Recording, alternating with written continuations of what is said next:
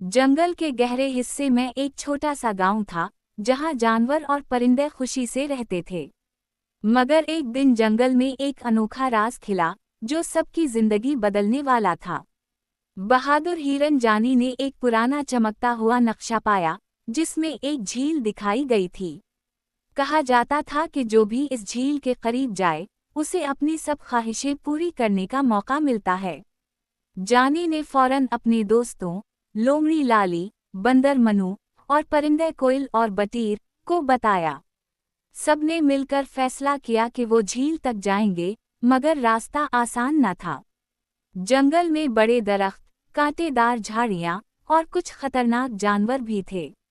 परिंदों ने ऊपर से रास्ता दिखाया, बंदर ने मज़ाहिया हरकतें करके सबको हंसाया और लोमड़ी ने अपनी अक्ल से हर मुश्किल का हल निकाला। सब जानवर और परिंदे मिलकर जंगल की मुश्किल राहों से गुजरते, हर कदम पर एक दूसरे की मदद करते। वो एक छोटी नदी के पास पहुंचे। सबने मिलकर इस नदी को पार किया, एक दूसरे का हाथ थामकर। आखिरकार वो चमकती हुई झील तक पहुंचे। झील इतनी रोशन और खूबसूरत थी कि सब हैरान रह गए। जानी हिरन ने सबसे कहा, ये झील सिर्फ बहादुर और दोस्तों के साथ काम करने वालों के लिए है। सबने झील का पानी पिया और महसूस किया कि खुशी और मोहब्बत का एहसास दिल में भर गया है। परिंदे झील के ऊपर उड़ते हुए जादुई रोशनी भेज रहे थे, जो सब जानवरों तक पहुंच रही थी।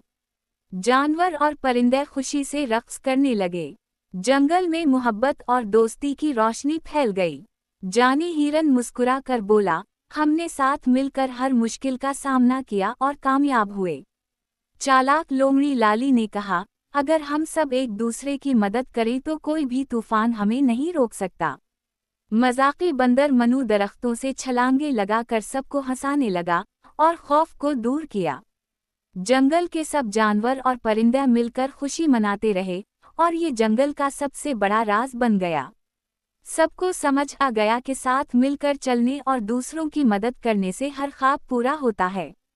अगर आपको ये कहानी पसंद आई तो वीडियो को लाइक करें, सब्सक्राइब करें और अपने दोस्तों के साथ शेयर करें।